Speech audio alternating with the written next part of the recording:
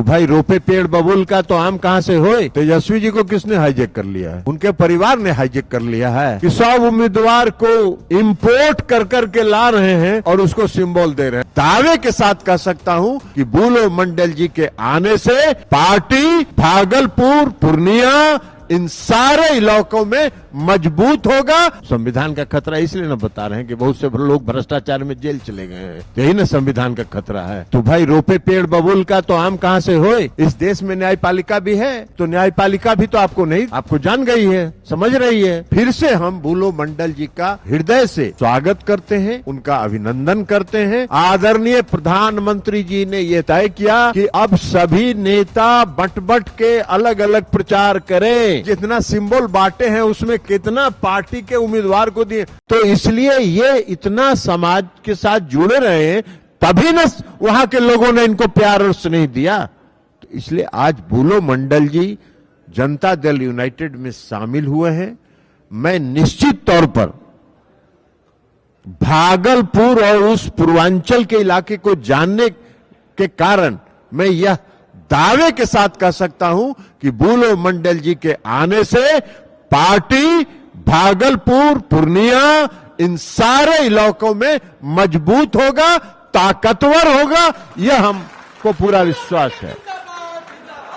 तो इसलिए फिर से हम बुलो मंडल जी का हृदय से स्वागत करते हैं, उनका अभिनंदन करते हैं और उनको यह भरोसा दिलाते हैं कि जनता दल यूनाइटेड पार्टी एक सिर्फ पार्टी नहीं है, एक परिवार है और यहां पूर्ण आंतरिक लोकतंत्र है। आपको कभी कोई शिकायत का अवसर जनता दल यूनाइटेड में नहीं मिलेगा। यह हम आपको पूर्ण भरोसा और विश्वास दिलाते हुए अपनी बात समाप्त करते हैं। बहुत बहुत धन्यवाद।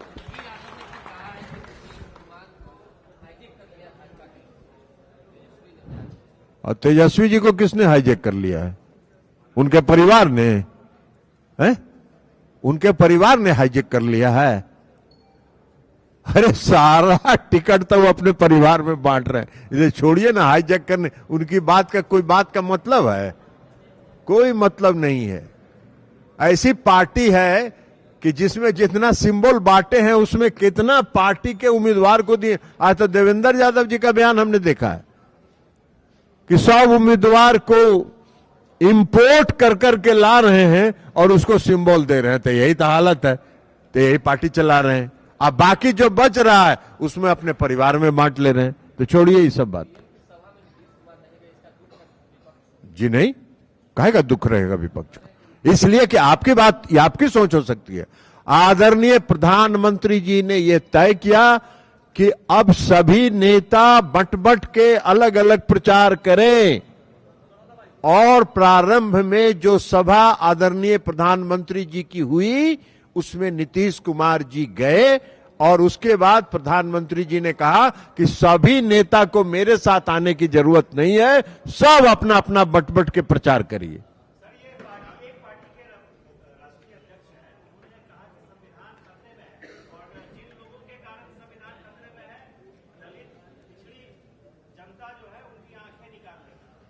देखिए ना, संविधान का खतरा वो क्यों बता रहे हैं? संविधान का खतरा इसलिए न बता रहे हैं कि बहुत से लोग भ्रष्टाचार में जेल चले गए हैं, तो यही ना संविधान का खतरा है। तो भाई रोपे पेड़ बबूल का तो आम कहां से होए। इस देश में न्यायपालिका भी है, तो न्यायपालिका भी तो आपको जान गई है, समझ रही है। तो इसलिए देश का लोकतंत्र, उनकी परिभाषा देश के लोकतंत्र की यही है। बहुत बहुत धन्यवाद।